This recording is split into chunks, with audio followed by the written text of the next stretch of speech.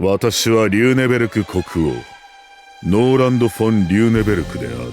先日我が同盟国であるキルアニア共和国が黒の騎士団による軍事侵攻を受け壊滅状態に陥った。全ては超合衆国の指示によるもの。このようなこと断じて許せるものではない。よって私はここに超合衆国へ宣戦布告する。このリューネベルク国王による宣戦布告から早3日が経ちました。開戦直後にリューネベルク軍は隣接するブリタニア共和国の都市カートフェルへと侵攻しましたが、黒の騎士団とグリンダ騎士団によって阻止されています。以降サンルイズ、アクアシティ、ピアースなどの各都市とリューネベルクの国境線付近では黒の騎士団やグリンダ騎士団とリューネベルク軍の睨み合いが続いています。お父様、これは戦争なんですよね。ああ、残念なことにね。リューネベルクと超合衆国は戦争状態にあると言っていいだろう。また長く続いてしまうのでしょうか。心配はいらないよ、さくら。人は平和を望むということをみんな知っている。だからこそ長かった戦争が終わり、皆手を取り合ったのだから。はい、お父様の言う通りよ、さくらちゃん。心配しなくても超合衆国や黒の騎士団がこの戦いを終わらせてくれる、きっとね。でもこのノーランドという人はどうして戦争を起こしたのかしら。今の情勢を考えると勝ち目などないはず。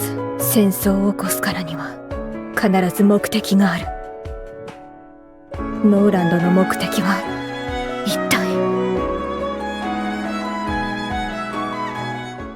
リューネベルク軍の様子はどうだ？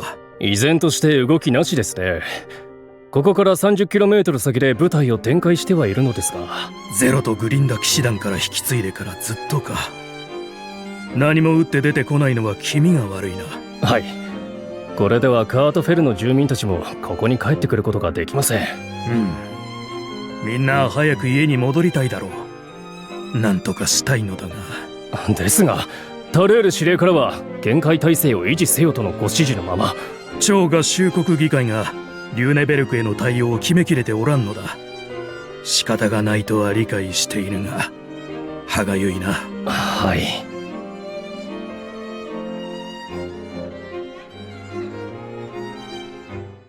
ご覧のようにリューネベルク軍は4つの方面に部隊を展開。黒の騎士団と膠着状態に入っています。膠着状態ということはリューネベルク軍の動きがないということなのですね。はい、戦闘行為があったのは3日前のカートフェルのみです。ゼロとグリンダ騎士団によって初手を封じられたため、リューネベルク軍も安易に戦闘に踏み切れないものだと思われます。ゼロの牽制が効いているというわけか。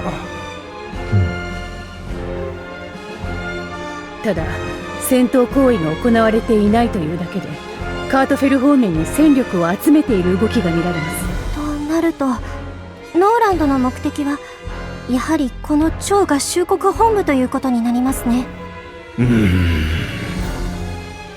まずいぞムベウレニ議長。このままでは全面衝突となってしまう。そうだ、早くノーランド王との交渉を。分かっています。ですがノーランド王どころかクーデリアン首相とも連絡が取れんのだ。そんな、それでは徹底抗戦を唱えているようなものじゃないですか。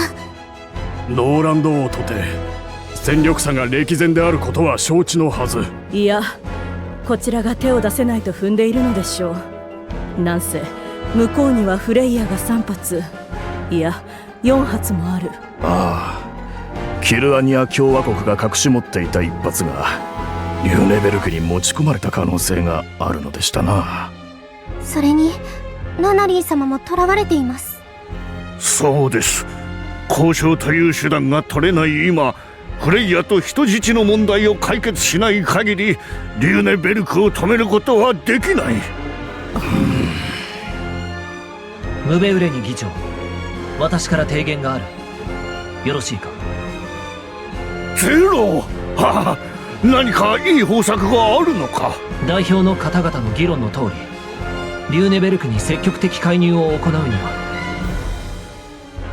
フレイヤを無力化し、ナナリー顧問らを救出する必要がある。そこでまずはフレイヤの問題を解決するためにこの方に依頼した。彼女をこちらへ。博士、こちらへ。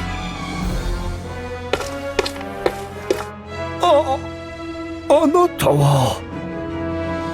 防衛企画開発高等研究所から来ましたニーナ・アインシュタインです。